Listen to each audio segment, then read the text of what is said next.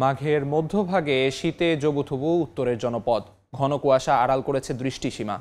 উত্তরের শীতের আরও খবর জানাতে নীলফামারীর সৈয়দপুর থেকে সরাসরি যুক্ত হচ্ছেন রিপোর্টার শাকির হোসেন বাদল।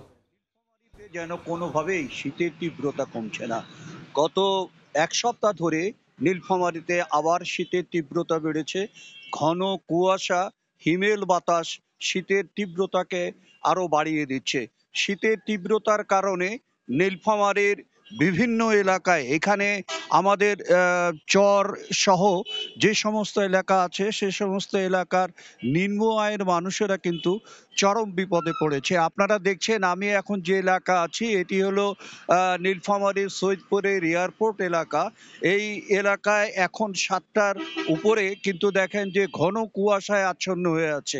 এত বেশি ঘন কুয়াশা যে দৃষ্টিসীমা মাত্র 50 থেকে 75 মিটারের মধ্যে ওঠানামা করছে, যার ফলে আপনারা দেখছেন যে গাড়ি ঘোড়াগুলো যেগুলো চলাচল করছে সেগুলো অত্যন্ত ধীর গতিতে এবং হেডলাইট জ্বালিয়ে চলাচল করছে। নীলফামারী আপনারা জানেন যে কৃষি এবং শ্রমিক প্রধান এলাকা। এখানে আমাদের সৈয়দপুর, উত্তরা ইপিজেড, বিসিক শিল্পনগরী এই সমস্ত রয়েছে। উত্তরা ইপিজেড, বিসিক শিল্পনগরী এসবে প্রায় বলা যায় যে 60 থেকে 70 হাজার শ্রমিক কাজ করে। এরা কেউ কেউ এমনও আছে যে 20 থেকে 30 কিলোমিটার দূরে ভ্যানে করে বা রিক্সায় করে তারা এইসব বিসিক এবং শিল্পনগরীতে তারা যাচ্ছে তাদের কাজে যোগদান করতে। তাদের সাথে আমরা এই মুহূর্তে কথা বলেছি। যে সমস্ত নারী শ্রমিক আছে তারা বলছে যে আমাদেরকে ইপিজেডে যেতে প্রস্তুতি নিতে ঘর থেকে বেরিয়ে হতে হয় প্রায় 5:30টার দিকে।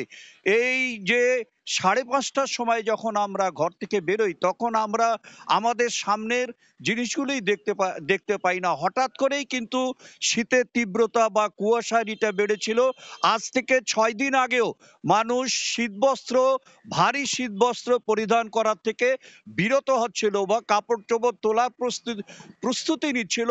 কিন্তু আবার দেখা গেছে যে হঠাৎ করেই গত এক সপ্তাহ ধরে নীলফামারীতে কিন্তু শীতের ঘন তীব্রতা দেখছেন যে কুয়াশায় এই পর্যন্ত কুয়াশায় আচ্ছন্ন। মানুষ, নিম্ন আয়ের মানুষেরা একেবারে প্রয়োজন না থাকলে বাড়ি থেকে বের হতে পারছে না। এই ছিল নীলফামারী থেকে আমার কাছে শীত নিয়ে সর্বশেষ। নীলফামারী থেকে সরাসরি জানাচ্ছিলেন শাকির হোসেন বাদল।